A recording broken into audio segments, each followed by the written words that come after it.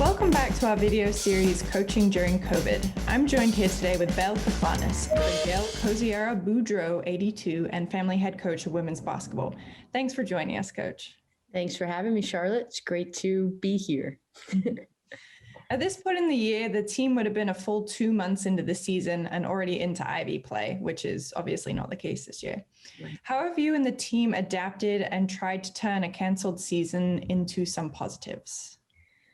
It's an awesome question. It's ongoing, right? So it's been quite a journey since March for all of us, I know, across the country, across the world, especially as educators and coaches. So we've been putting our brains together, our hearts together as a coaching staff and a team to come up with ways to stay connected, to stay motivated, to keep growing, and to have fun, and enjoy being Division I student athletes at Dartmouth College. And so how do we do that with everyone all over the world? Some of the best practices that we have found as a staff is obviously what we're doing right now, utilizing Zoom to have dialogue, to continue to watch film, break down film with our players, even though right now we don't have any film on ourselves, right?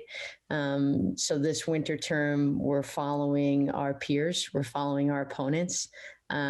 We essentially broke the team down into 3 groups, and each group is selecting a team to watch for the remainder of winter term, which is pretty cool. We're doing a scouting report on that. So, coming up with new, unique ideas to keep studying our game, studying our craft, and then also build relationships as teammates.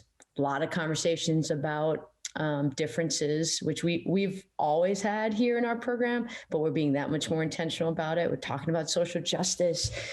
We talk about mental wellness.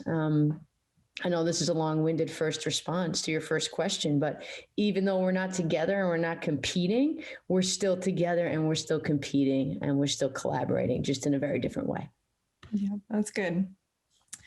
With some of the team back on campus for the winter term, what are practices going to look like? It'll be interesting. Every day is different, right? We receive different emails or different updates from day to day, and every day brings about change.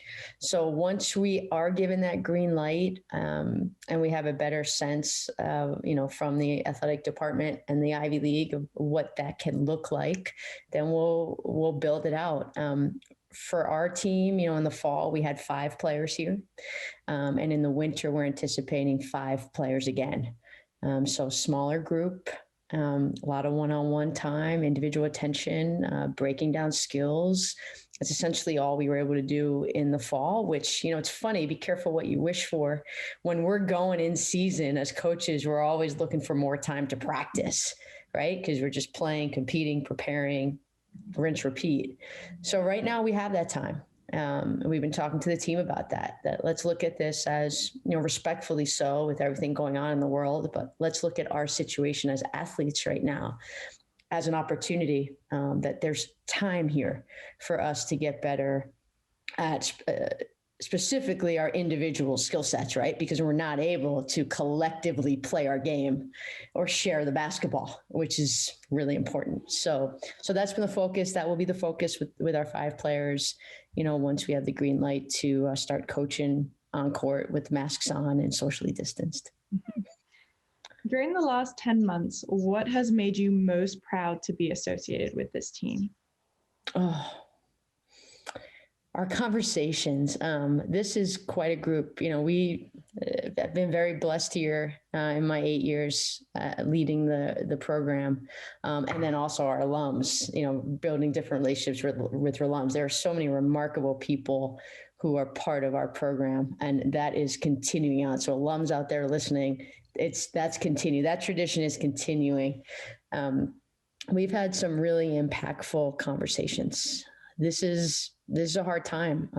Our team has been, the COVID has been very close to home for our team and our family members. So we have experiences there with this pandemic that have been sad. And then obviously everything going on in the world, social justice, a lot of time, a lot of self-reflection.